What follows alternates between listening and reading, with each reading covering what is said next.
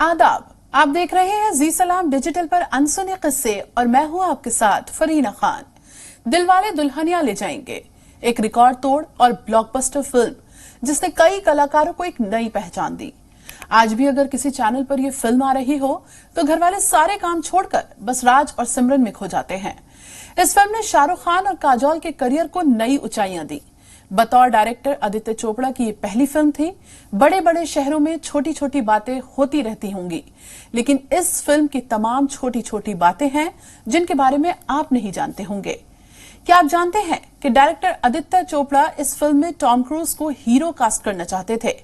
Film का पहला title भी था the brave heart will take the bride.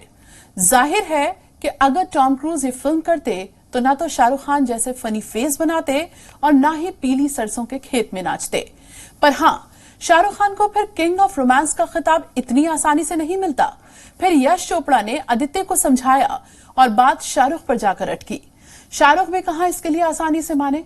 Aditya Chopra को शाहरुख के साथ 4 मीटिंग्स करनी पड़ी, तब जाकर उन्होंने रोल को स्वीकार किया। मतलब लकी थे शाहरुख, जो किस्मत ने 4 बार उनका दरवाजा खटखटाया। अगर शाहरुख नहीं मानते तो आदित्य की अगली पसंद थे सैफ अली खान। इन्हीं तरह के वीडियोस के लिए आप देखते रहिए जी सलाम डिजिटल।